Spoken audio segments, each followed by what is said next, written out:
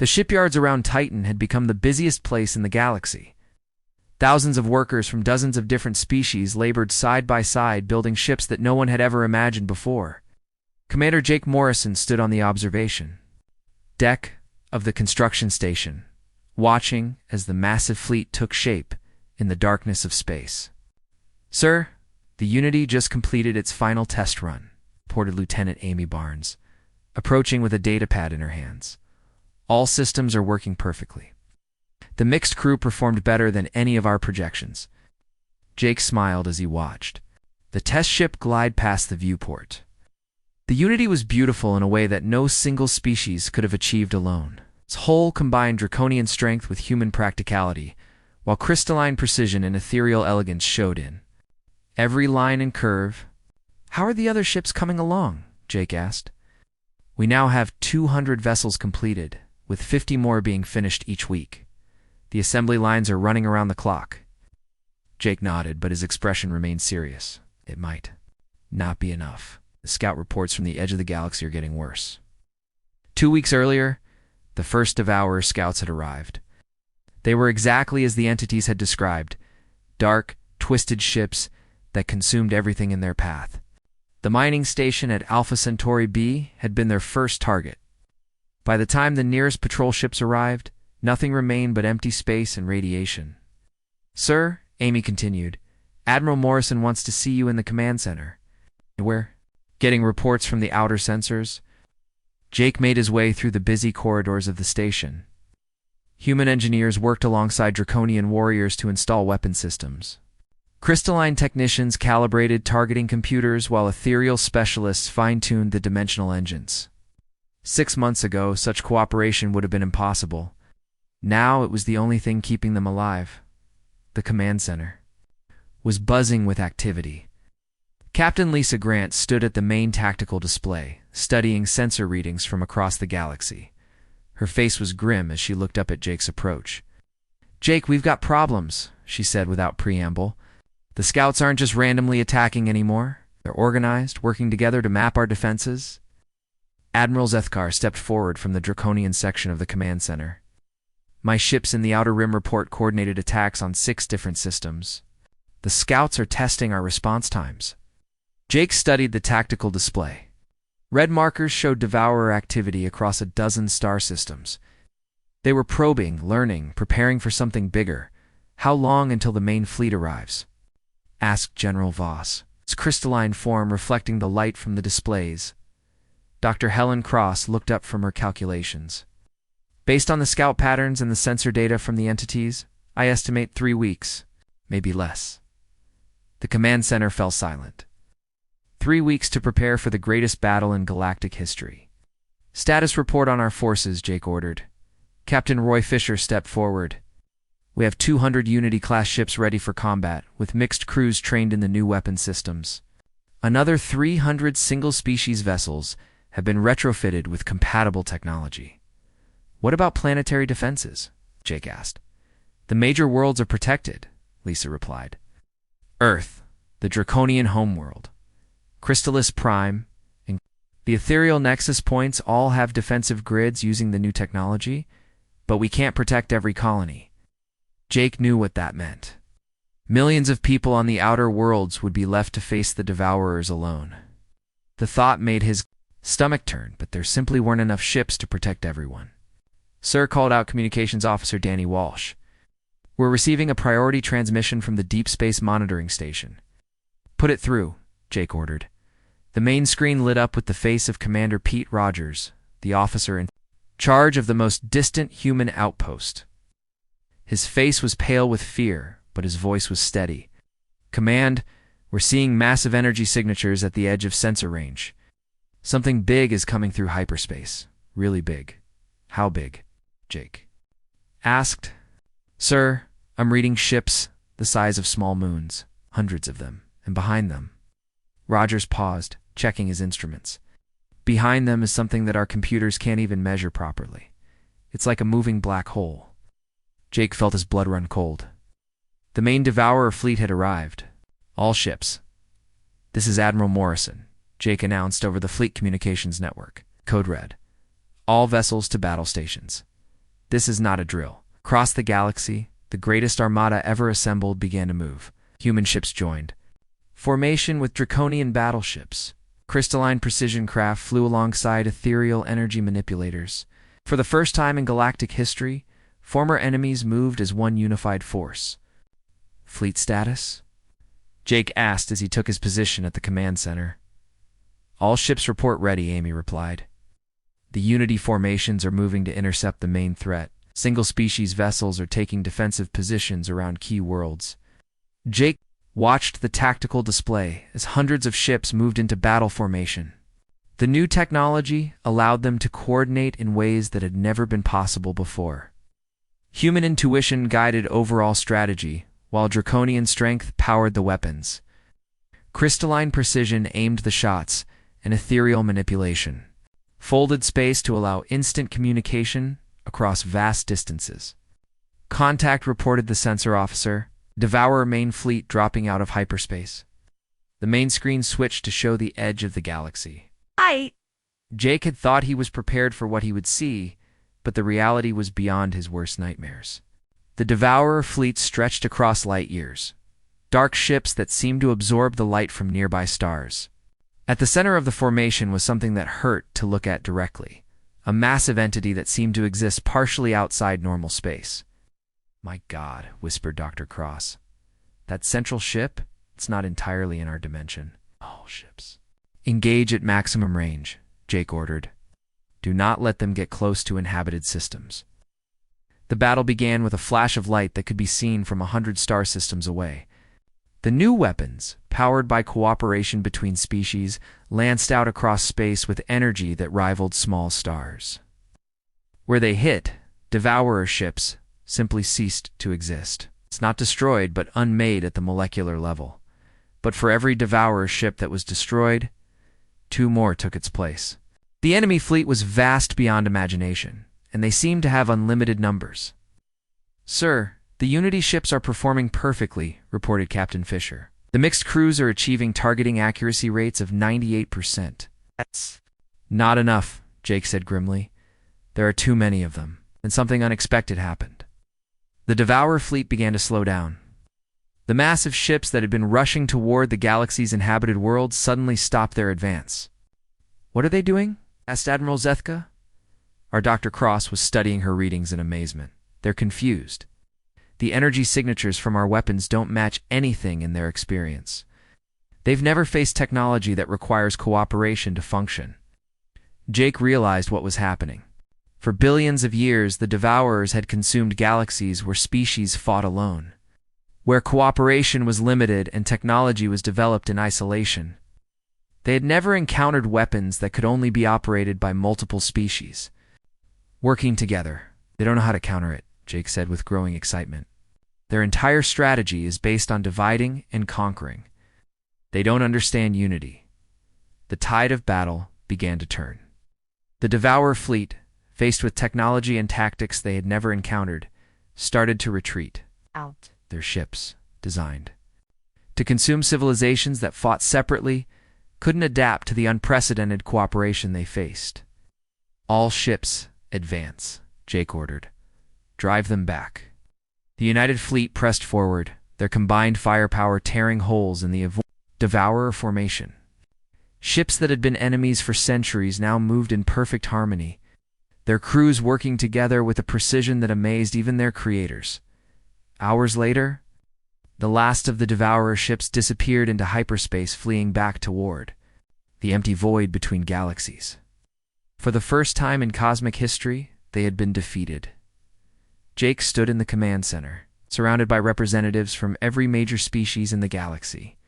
They had done the impossible. They'd saved their civilization by learning to work together. "Sir," Amy reported, "we're receiving messages from across the galaxy. Every inhabited world is celebrating." Jake looked out at the stars, where the mixed fleets continued their patrol. Human, draconian, crystalline, and ethereal ships flew side by side, no longer enemies, but partners in the greatest victory in galactic history. "What happens now?" asked Captain Grant. Jake smiled. "And we built something better. The entities were right. When species learn to work together, they become something greater than the sum of their parts. The galaxy had been saved, not by superior weapons or greater numbers, but by the simple act of cooperation. In that cooperation, a new age had begun. The sky above New Horizon Colony was unusually clear that morning. Frank Miller stood on the observation deck of the colony's main building, looking out at the fields where colonists worked under the light of an alien sun. After 10 years as governor, he still found moments to appreciate the beauty of this world they now called home. "Governor, you're needed in the command center," said a voice behind him. Frank turned to see Diane Powell, his chief of security. Her face was tense, which was unusual even for her. "What's wrong?" he asked. "Something entered our atmosphere 20 minutes ago," she said. "It's not one of ours." Frank felt his heart skip a beat. In the 70 years since the colony ship USS Endeavour had landed on this planet, they had never encountered any sign of intelligent alien life. They had left Earth before humans had made contact with any other species, if such contact had ever happened at all. "Show me," he said. In the command center, a group of colony officials stood around the main screen. Peter Collins, the science director, was pointing at a blinking dot, moving slowly across a map of their region. "It's in a controlled descent," Peter said. "This isn't a meteor or space debris. The object is changing course and slowing down." "Could it be a rescue ship from Earth?" asked Frank. "Maybe they finally found us." Peter shook his head. "The energy signature doesn't match any human technology we know. Look at the size readings, it's massive." Frank studied the data. The colony had been established when the USS Endeavour, carrying 5,000 people seeking a new life, found this planet. The journey had taken 40 years, even with the ship's advanced engines.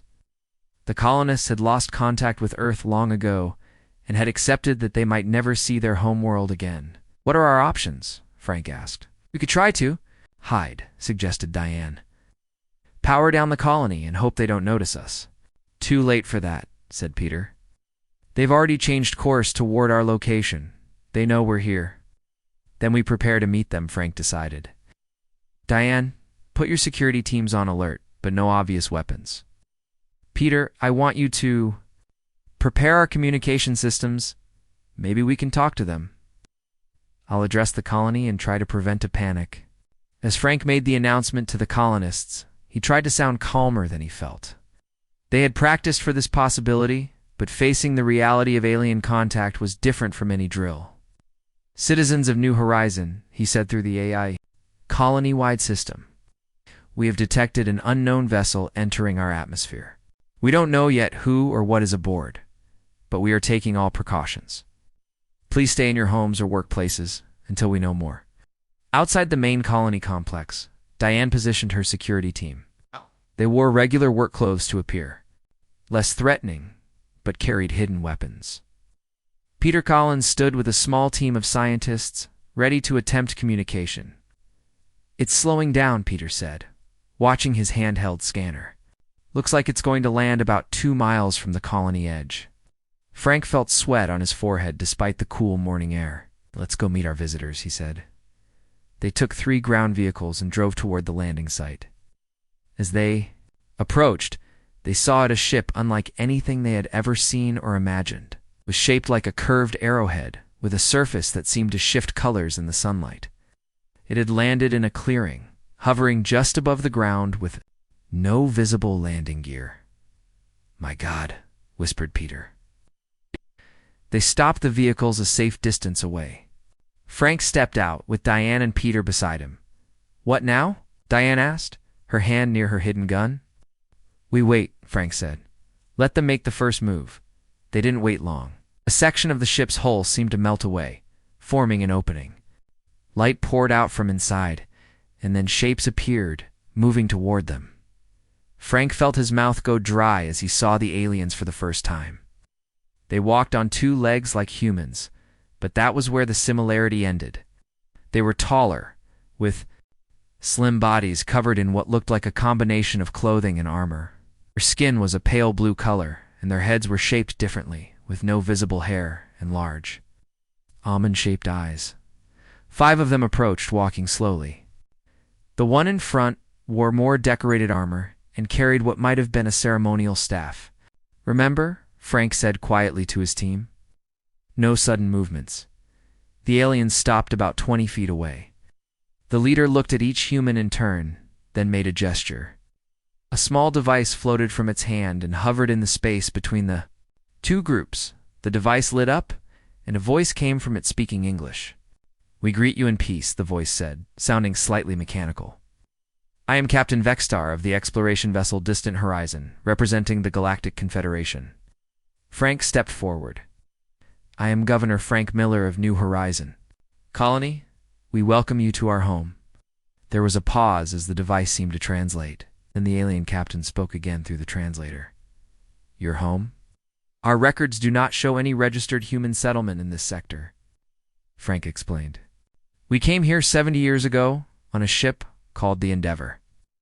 We lost contact with Earth shortly after our journey began. We didn't know there were other intelligent species out there. This caused a stir among the aliens.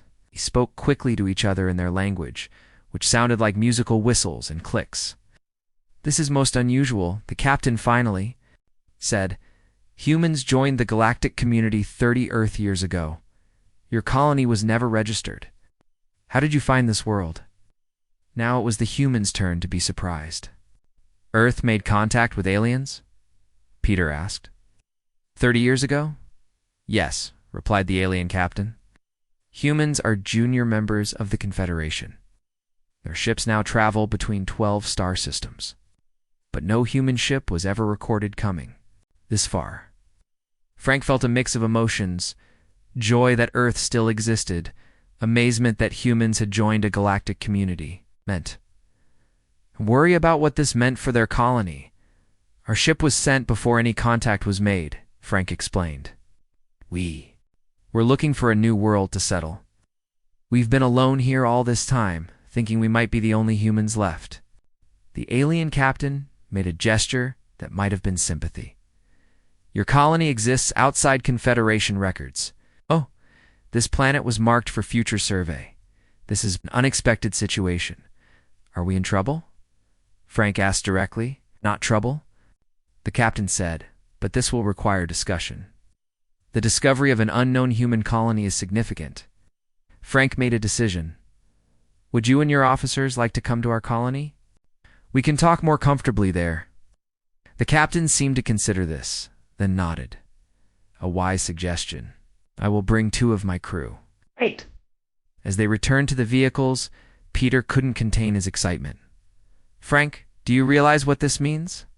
Earth survived, humanity is out there among the stars, and we're about to learn about an entire galactic civilization. Let's not get ahead of ourselves, Frank cautioned. We don't know what their laws are or how they'll view our presence here. Diane was more practical. I'm more concerned about how our people will react. 70 years of isolation, and suddenly we're not alone anymore. The ride back to the colony was strange. The 3 aliens sat in the main vehicle with Frank, studying everything with obvious curiosity. The alien Captain Vexstar asked about their colony through the translation device. How many humans live here? The captain asked. About 12,000 now, Frank answered. We started with 5,000 on the Endeavor. You've survived. Without outside contact or support, we brought everything we needed to start a colony, Frank explained. Seeds, animals, tools, technology. It wasn't easy, but we've built a good life here. As they approached the colony, Frank could see colonists lining the streets, staring in wonder at the vehicles and the aliens inside them. Some looked afraid, others curious, but all watched in silence as the procession moved toward the main building. In the colony's conference room, Frank introduced the aliens to the colony council. The second alien was introduced as Tiklara, a cultural specialist who had studied humans before. The third was Zexamor, a science officer. We did not expect to find humans here, Tiklara said, her translator making her sound female. This star system is far from Earth's explored territory. The Endeavor was designed to travel far, Peter explained. We wanted to find a world no one had claimed. And you have succeeded, said Zexamor. But now you have been found. Frank felt a chill at those words. What happens now? He asked Captain. Captain Vexstar looked around the room before answering. According to Confederation law, since you arrived before this world was officially claimed, your settlement has rights. But your status must be formalized. We've been independent for 70 years, said Diane sharply. We govern ourselves. Like that. May continue, said the captain. But you now exist in a galaxy with rules and dangers you know nothing about. We must report your existence to the Confederation. And to Earth? Asked Frank. Yes. Your homeworld will be most interested to learn of your survival.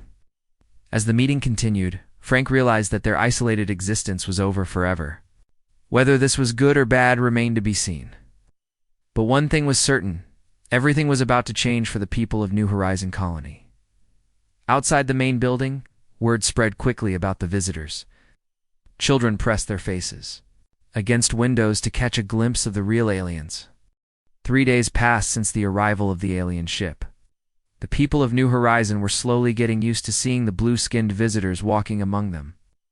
Captain Vexstar had brought more crew members down to the colony, including scientists. Eager to learn about how humans had adapted to life on this planet, Peter Collins spent most of his time with the alien scientists, especially Zexamore. They exchanged information about their worlds and technologies. Peter was amazed by how advanced the aliens were, yet they still found things to admire in the colonists' simpler solutions. Your water filtration system is quite clever, Zexamore said as they toured the colony's main facility, using local plants to remove toxins. Very efficient. We had to work with what we had, Peter explained.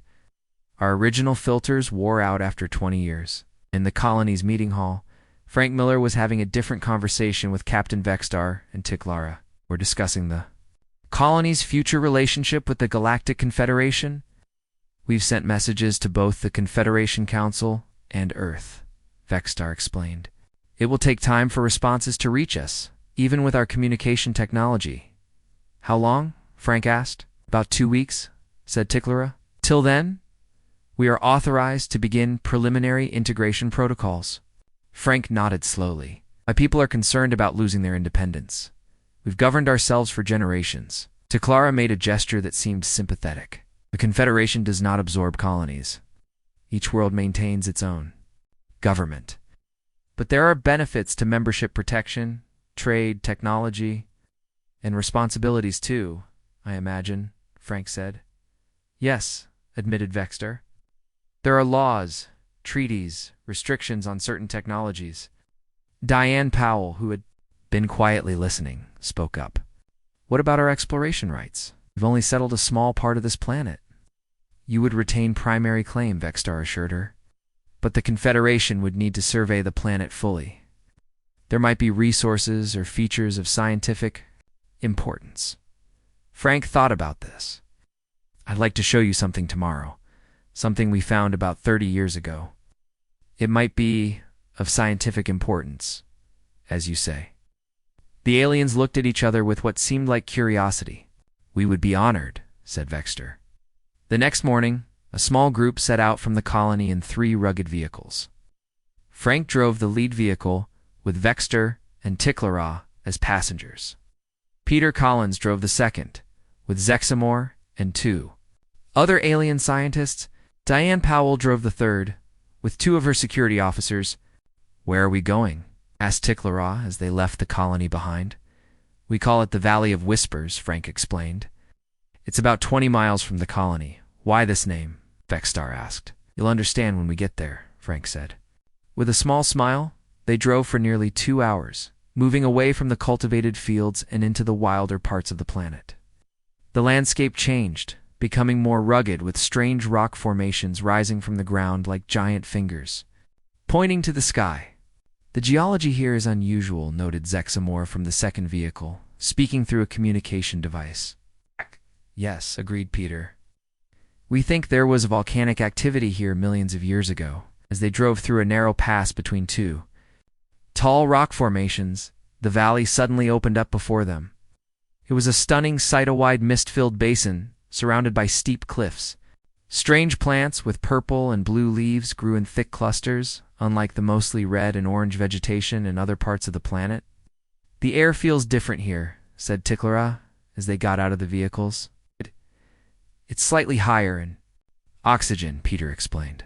There's something else in it, a trace element our scientists haven't been able to identify. It's not harmful, but it creates a kind of whispering sound when the wind blows through the plants. That's why we named it the Valley of Whispers. The aliens were clearly fascinated, using their devices to take readings of the air and plants. But Frank was leading them toward something else. This way, he said, pointing to a path that led deeper into the valley. They walked for about 10 minutes before Frank stopped and gestured ahead. There, he said simply, rising from among the strange vegetation were structures unlike anything natural. They were geometric shapes, perfect pyramids, cubes, and spheres made of a material that looked like metal but shimmered with an inner light. The largest was a pyramid about 30 feet tall, symbols carved into its surface. The aliens froze, their reactions obvious even to human eyes. Vextar's body became completely still. Samor dropped the device he was holding. Clara made a sound that the translation device didn't convert. "You recognize these," Frank said. It wasn't a question. After a long moment, Vextar spoke. "These are predecessor structures." "Predecessor?" asked Peter, picking up the device Zexamor had dropped and handing it back to him. "A species that existed long before any of our civilizations," Ticlara explained, her voice sounding strange through the translator. "They are known only through legends and a few artifacts found throughout the galaxy. No intact structures like these have been discovered in centuries." "We found them 30 years ago," said Frank. "We've been studying them ever since, but we've never been able to determine their purpose or activate any of the technology inside." "You've been inside?" Zexamor asked, finally recovering from his shock. "Yes," said Peter. "The pyramid has chambers inside, and so does that cube structure. But most of the technology is inactive, or we haven't figured out how to use it." The aliens approached the nearest structure of the pyramid with obvious reverence. A hand over the symbols carved into its surface. "These are predecessor script," he said quietly. "Scholars have only translated a small portion of their language." "Can you read any of it?" Diane asked. "Some words," said Ticlara. "This seems to indicate this is some kind of archive or repository." Zexamor had taken out a different device and was scanning the pyramid. "The material is the same as other predecessor artifacts, a metal crystal composite that doesn't exist naturally." "May we see inside?" asked Vextar. Frank nodded. "That's why we brought you here." Peter led them to a spot on one side of the pyramid, where the surface was marked with a different set of symbols. "We discovered by accident that pressing these symbols in a certain order opens an entrance." He demonstrated, pressing his hand against several symbols in sequence. Nothing happened. "It usually works," he said, frowning. "Let me try again." Before he could, Zexamor stepped forward. "May I?" he asked, holding up his scanning device. Peter stepped back. "Go ahead." Zexamor held the device near the symbols. It emitted a soft humming sound, and lights on its surface changed color. Suddenly, the symbols on the pyramid began to glow with a blue light.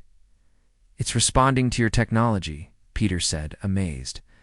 "Predecessor artifacts often respond to certain energy frequencies," Zexamor explained. "Our devices are designed to emit those frequencies." As they watched, a section of the pyramid's surface rippled like water and then simply vanished, revealing an opening large enough for them to enter. "That never happened before," said Diane, her hand moving instinctively toward her weapon. "Please," said Vextar, noticing her movement. "These places are sacred to many species. There's no danger." "You can't know that," Diane replied. "Actually, I can," said Vextar. "Predecessor sites have been studied for thousands of years. They never contain weapons or traps. They were not a violent species." Frank made a decision. "Yon, your officers stay out here. Peter and I will go inside with our guests." Diane didn't look happy, but she nodded. The interior of the pyramid was dark until they entered. Then lights activated along the walls, illuminating a large chamber. The walls were covered with more symbols and what looked like star maps. The center of the room stood a column of the same shimmering material as the outside, but this one was glowing with a soft blue light. "What is that?" asked Frank, pointing to the column. "A data storage device," said Zexamor, excitement clear in his voice. The most complete one I've ever seen. Tiklara approached the column slowly. The predecessors stored information in crystal matrices. Our scientists have recovered fragments before, but nothing this intact. Can you access the information? Peter asked that. Single quotes more was already working with his devices near the column. I believe so. This will take time, but he stopped as the column suddenly pulsed with brighter light. The blue glow spread out, forming what looked like a three-dimensional display in the air above it. Shapes appeared: star systems, planets, and what might have been spacecraft. It's activating, whispered Tiklara. After all this time, ... What did you do? Frank asked Zexamore. Nothing yet, the alien scientist replied. It's responding to our presence. The display changed, showing what appeared to be DNA strands, then cellular structures, then a progression of life forms, simple at first, then more complex. It's showing the development of life, said Peter, watching in fascination. Just any life, said Vexstar, his voice filled with awe. Look at those genetic sequences. They're showing the predecessor seeding program. Seeding program? Asked Frank. The predecessors seeded countless worlds with the basic building blocks of life, explained Tiklara. They created a template that would evolve differently on each world, but with certain common elements. Are you saying they created all life in the galaxy? Over the next week, the pyramid in the Valley of Whispers became the center of intense activity. More alien scientists arrived from the ship, setting up equipment around and inside the structure. They worked alongside the colony's scientists, trying to unlock the secrets of the predecessor archive. Peter Collins spent every waking hour at the site. He had never been so excited in his life. The chance to learn about the origins of life itself, to understand humanity's place in the universe, it was beyond anything he had ever dreamed of. Look at this, Zexamore said, pointing to a new display that had formed above the central column. These are genetic sequences from 20 different worlds. Peter studied the glowing strands that hung in the air. They're similar, but each one has variations? Yes, said Zexamore. The predecessors used a base template, then adapted it to each world's conditions. Another alien scientist, who had introduced herself as Nexala, joined them. We've managed to access another section of the data. It appears to contain historical records. The display changed, showing images of beings unlike any Peter had seen before. They were tall and slender, with elongated heads and forearms. Their skin seemed to glow from within. The predecessors, whispered Zexamore with reverence. They look almost like they're made of light, said Peter. According to legend, they evolved beyond physical form eventually, explained Nexala. These images must be from before that transformation. The display showed the predecessors building massive ships, traveling between stars, landing on barren planets that then blossomed with life after their visit. How long ago was this? Peter asked. Based on the stellar configurations shown, said Zexamore, approximately 3 billion years ago. Peter felt dizzy at the thought. 3 billion years of guided evolution, leading to humans, to the Zargonians. 2. Who knew how many other intelligent species across the galaxy, back at the colony? Frank Miller was dealing with the practical implications of their discovery. He sat in his office with Captain Vexstar and Tiklara, discussing what would happen next. The Confederation Council has responded to our message, Vexstar said. They are sending representatives immediately. How soon will they arrive? Frank asked. Within 5 days. They're using our fastest ships.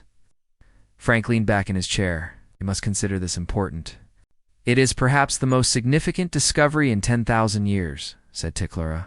A complete predecessor archive, intact and functional. Will this change how they view our colony? Frank asked the question that had been worrying him most. Vexstar and Tiklara exchanged looks. Yes, Vexstar admitted. Your status will be ... complicated.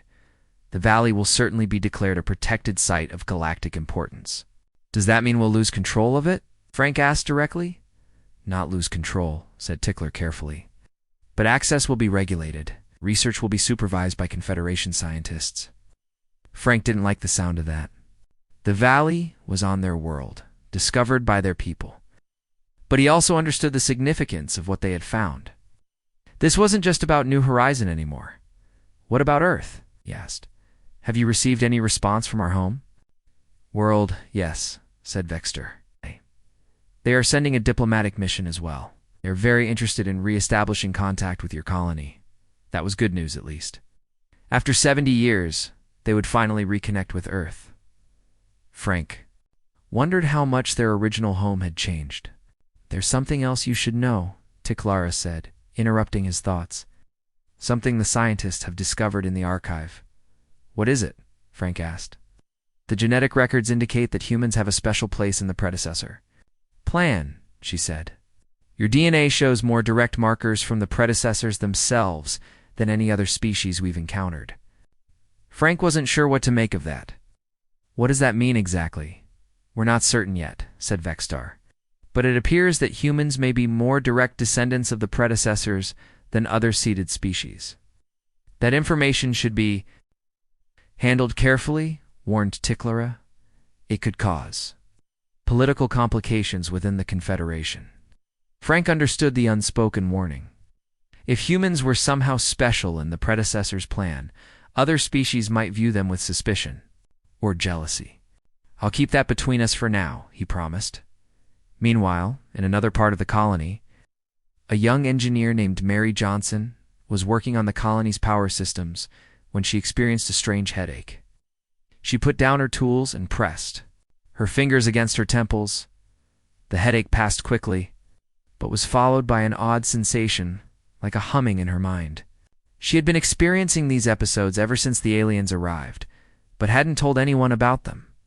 You okay, Mary? Asked her coworker Joe Lewis. I'm fine, she said. Just tired. But she wasn't fine. The humming in her mind was getting stronger each day, and she was having dreams, vivid dreams of strange symbols and glowing beings with 4 arms.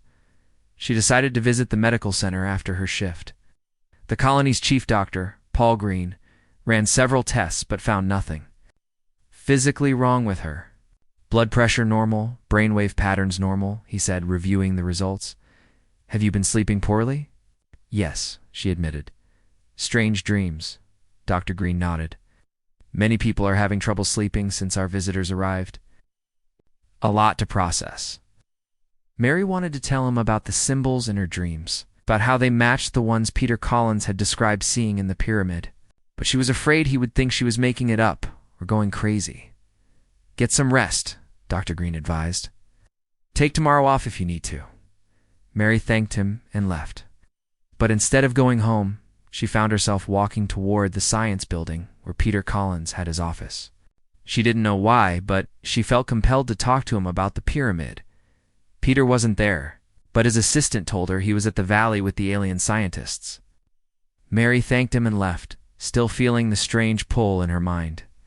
Next day, without telling anyone, Mary took one of the colony's smaller vehicles and drove toward the Valley of Whispers. She had never been there before. Somehow she knew exactly which way to go. When she arrived, she found the site busy with activity. Several temporary structures had been set up around the pyramid. Scientists, both human and alien, moved between. Them carrying equipment and samples, she parked her vehicle and approached hesitantly. A security officer she recognized, Bill Parker, spotted her. Mary, what are you doing here? He asked. I need to see Peter Collins, she said. It's important. Bill looked doubtful, but used his radio to call Peter. A few minutes later, Peter emerged from one of the structures. Mary, is everything okay? He asked, clearly surprised to see her. I need to talk to you, she said, about the pyramid, about the symbols. Peter's expression changed from surprise to curiosity. What about them? I've been seeing them, she said quietly. Ever since you found this place. Peter studied her face, trying to determine if she was serious. Unusual. Have you ever been here before? No, she said. But I knew how to find it. I just... knew. Peter made a decision. Come with me. There's someone you should meet. He led her to one of the temporary structures where Zexamore was working with several displays showing predecessor symbols.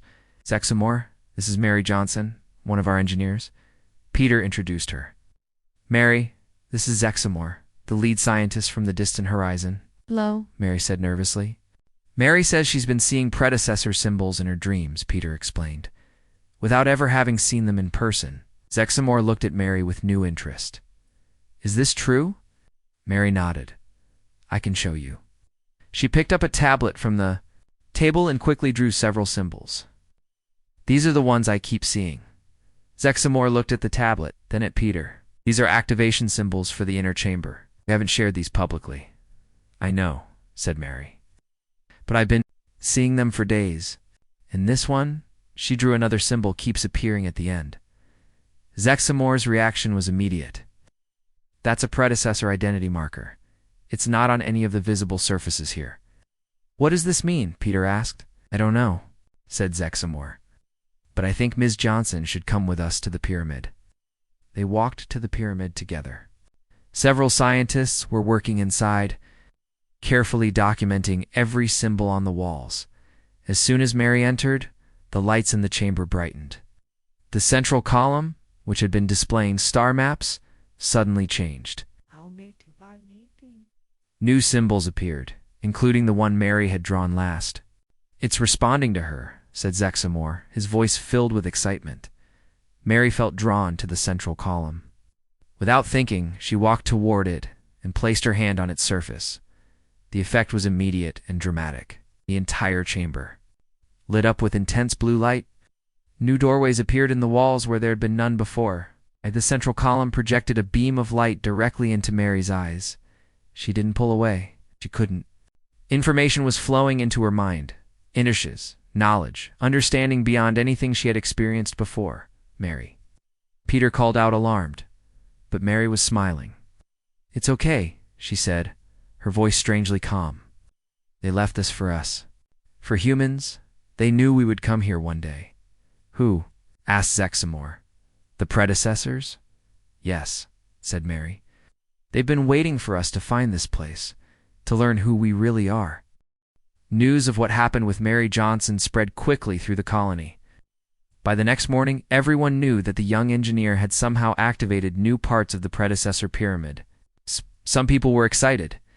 Others were afraid. Frank Miller called an emergency meeting with his council, the alien captain, and the scientists involved. I need to understand exactly what happened yesterday, Frank said, looking at Peter Collins and Zexamore. Mary Johnson appears to have a unique connection to the predecessor technology, Peter explained. When she touched the central column, it responded to her in a way it hasn't responded to anyone else. Is she okay? Asked Diane Powell. Physically, I mean? Seems fine, said Peter. Dr. Green examined her and found nothing wrong, but she's different. Different how? Frank asked. She speaks with more confidence. She understands things about the predecessor technology that even our alien friends don't understand. Says she received information directly from the archive. Is that possible? Frank asked, turning to Zexamore. The alien scientist looked uncomfortable. There are legends of predecessor interfaces designed to transfer knowledge directly to compatible minds. They were considered myths. Until now. Why Mary? Asked Frank. Why not someone else? That's what we're trying to determine, said Zexamore. We've taken genetic samples from her, with her permission. We're comparing them to the predecessor genetic records. I have a theory, said Tiklara, who had been quiet until now. Some humans may carry more active predecessor genes than others. Mary Johnson might be one of these individuals. Are there others like her in our colony? Frank asked. Possibly, said Peter. We've started voluntary genetic screening. So far, 5 other colonists show similar genetic markers to Mary's. I want to talk to her, Frank decided. Mary Johnson was waiting in an adjoining room. When she entered the meeting room, everyone could see the change in her. She moved with a new grace and confidence. Her eyes seemed more alert, taking in everything at once. Thank you for coming, Mary, said Frank. You're worried? Mary said, looking directly at him. You're afraid of what this means for the colony.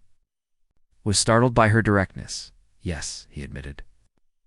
I'm concerned about what's happening. You don't need to be afraid, Mary said. The predecessors didn't leave this knowledge to harm us. They left it to help us understand our place in the way. Universe. What exactly did you learn from the archive? Frank asked. Mary smiled. More than I can explain in one conversation. The most important thing is this. Humans were special to the predecessors. We carry more of their genetic material than any other species they seeded. The aliens in the room shifted uncomfortably at this statement. Why would they do that? Asked Diane. They were looking for successors, Mary explained. Species that could eventually take their place as guardians of life in the galaxy. They seeded many worlds, hoping for different outcomes. But humans have the strongest connection to them. What happened to the predecessors? Peter asked. The legends say they evolved beyond physical form. That's partially true, said Mary. They didn't die out, they transcended. They exist now on a different level of reality. But before they left, they created these archives as guides for the species they hoped would follow them someday. Captain Vextar spoke up. This information could be problematic if shared widely in the Confederation. Because it suggests humans are special? Frank asked. Yes, admitted Vextar. Many species consider themselves the rightful heirs to the predecessors. To learn that humans have a stronger genetic claim would cause diplomatic issues, possibly even conflicts. We don't want that, said Frank. We just want to understand what we found and what it means for our colony. There's more, said Mary. The hidden chambers I accessed yesterday contain technology beyond anything currently used in the Confederation. Technology the predecessors meant for their successors to find when they were ready. This caught everyone's attention. What kind of technology? Asked Examore. Faster ships, better medicine. Ways to communicate across vast distances instantly. Ways to create food and clean water from almost nothing. Mary looked around the table. Things that could help not just our colony, but all species. If this is true, said Vextar slowly, it changes the balance of power in the galaxy. It doesn't have to, said Mary. The predecessors didn't believe in power over others. They believed in helping all life flourish. A noble sentiment, said Tickleraw. But not all species share it. The meeting was interrupted by a colony security officer rushing in.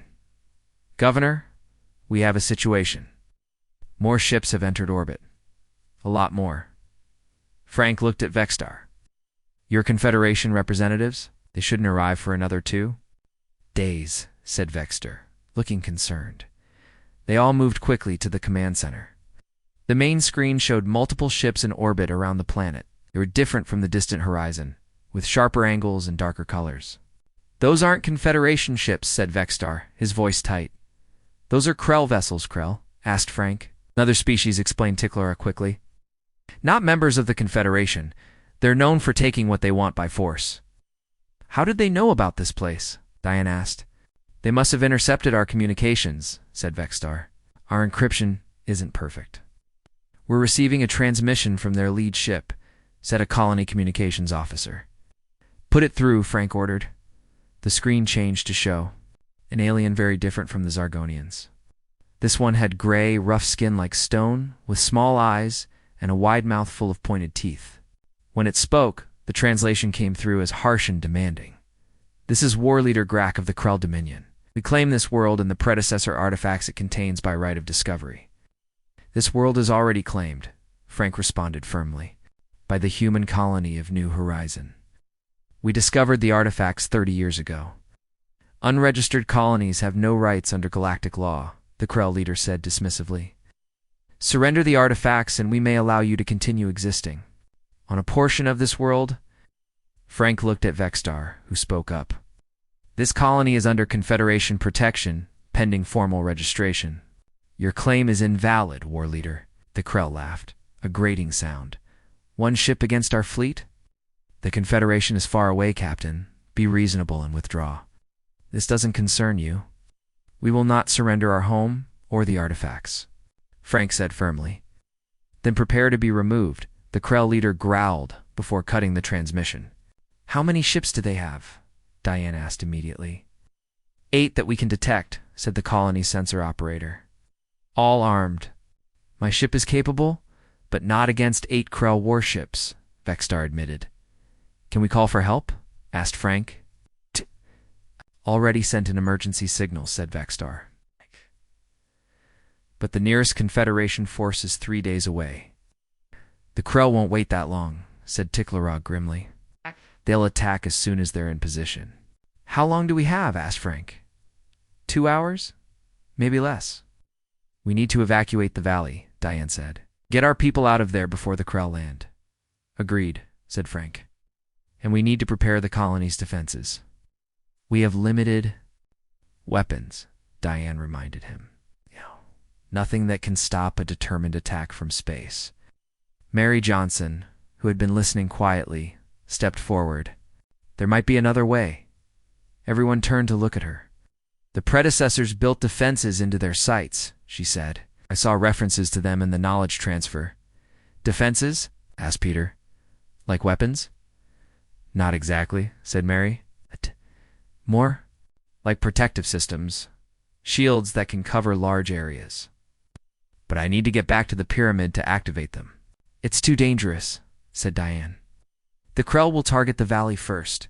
We don't have a choice, Mary insisted. Without those defenses, we'll lose everything. Frank made a quick decision. Peter, take Mary to the valley. Diane, send your best security team with them. Vexstar? Can some of your crew go as well? Yes, said the alien captain. I'll send my tactical officer and 2 security specialists. I'm going to, said Zexamore. If this involves predecessor technology, my expertise may be needed. Good, said Frank.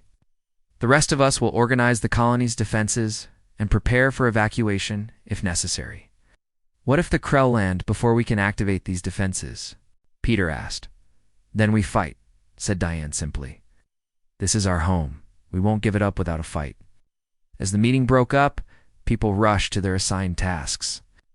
Mary found herself in a vehicle speeding toward the Valley of Whispers, along with Peter, Zexamore, and several security officers from both the colony and the alien ship. Are you sure about this? Peter asked her quietly. About the defenses? Yes, she said. I'm sure they exist. I'm less sure I can activate them in time. You've done it before, he reminded her. You activated the hidden chambers. This is different, she said. Bigger, I might need help.